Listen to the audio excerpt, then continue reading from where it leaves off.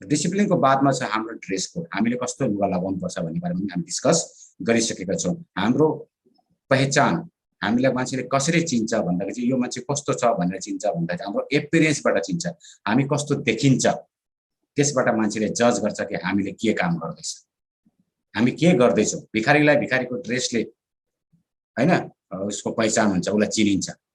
डक्टरलाई डक्टरको ड्रेसले चिनिन्छ, ऊ डक्टर हो भएछ भने। इन्जिनियरलाई इन्जिनियरको ड्रेसले चिन्छ, एउटा वर्करलाई लेबरलाई लेबरको ड्रेसले चिन्छ, उसै एउटा वकिललाई हैन एउटा लयरलाई उसको ड्रेसले चिन्छ, एउटा टिचरलाई उसको ड्रेसले चिन्छ भने एउटा बिजनेसम्यानलाई पनि उसको ड्रेसले नै चिनिन्छ। सो परबाट मान्छेले जज गर्दाखेरि यो मान्छेले के काम गर्छ भने चाहिँ उसको ड्रेसबाट पत्ता लगाउँछ।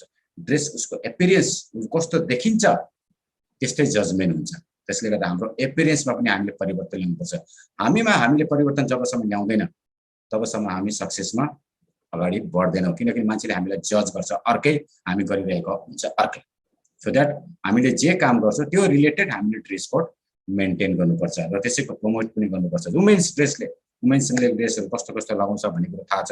मेन फर्मल ड्रेस कस्तो हुन्छ यसको बारेमा पनि डिस्कस गरेको थियो। लेडिजहरूले कस्तो ड्रेस लगाएर आफ्नो पहिचान, आफ्नो इम्प्रेसन, आफ्नो मान्छेको पहिलो इम्प्रेसन नै लास्ट इम्प्रेसन भन्छ, फर्स्ट इम्प्रेसन र लास्ट इम्प्रेसन भन्छ। र पहिलो इम्प्रेसन आउँछ उसको ड्रेसबाट। सो द्याट कसरी आफ्नो ड्रेसलाई मेन्टेन गर्नुपर्छ, बनाउनुपर्छ भन्ने कुरा हामीले पिक्चर वाइज हामीले बुझिसकेका छौँ हैन।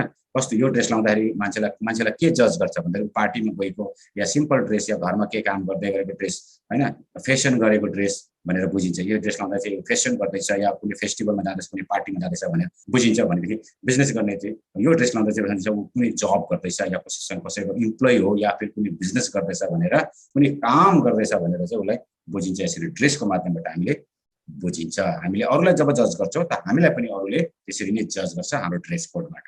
सो द्याट ड्रेसको बादमा थियो स्पीच, यानी बोल्नु, कसरी बोल्नुपर्छ, बोल्नु किन जरुरी छ भन्ने बोल्नु चाहिँ अब ड्रेसबाट मलाई चिन्यो कि यो मान्छे फल्ना काम गर्दैछ, यस्तो काम गर्दैछ भने। तर अब म कस्तो बोल्छु त्यसबाट चाहिँ मेरो क्यारेक्टर, म भित्रको मन बुझिन्छ मेरो स्पीचबाट, म कस्तो बोल्दैछु है। Speech is the mirror of the soul as a man speaks so easy. माने मान्छे कस्तो छ, मान्छेको क्यारेक्टर कस्तो छ, मान्छेको मन कस्तो छ, उसको आत्मा कस्तो छ भनेर चाहिँ उसको बोलीबाट नै थाहा पाउन सकिन्छ भनेर चाहिँ यो एउटा कोट हो है। त स्पीच पनि कस्तो हुनुपर्छ भन्दाखेरि स्पीचमा चाहिँ लिसन बिफोर यु स्पिक भनेर पढेको थियो हैन। बोल्नुभन्दा पहिला सुन्नु अरूको कुरा अनि मात्र बोल्नु, किनभने मान्छे बोल्नलाई तयार हुन्छ, हामी सुन्नलाई तयार हुन्छौँ। प्र्याक्टिस बिफोर यु स्पिक, केही बोल्नुभन्दा अगाडि त्यसलाई प्र्याक्टिस पनि गर्नु जरुरी छ।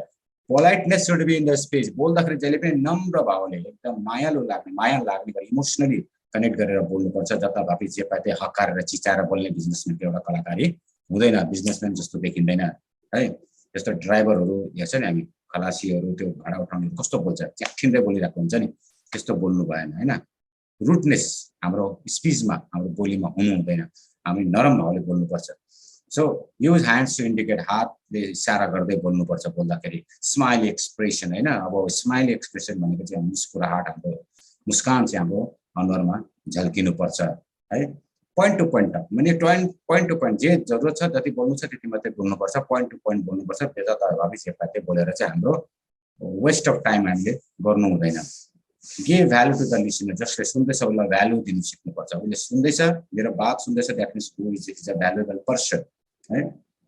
Talk about benefit of the listener, जहिले पनि बोल्दाखेरि हाम्रो फाइदा हैन अरूको फाइदा, जोसँग बोल्दैछ उसको फाइदाको बारेमा हामीले उसलाई के बेनिफिट छ त्यसको बारेमा हामी बोल्नुपर्छ। यो बोल्ने तरिका कसरी स्ट्यान्ड भएर, कसरी उभिएर, कसरी एक्सप्रेसनको साथमा, कसरी ह्यान्ड मुभमेन्टको साथमा बोल्नुपर्छ भन्ने कुरा, कसरी हाँस्दै मुस्कुराउँदै हातले इसारा गर्दै हैन।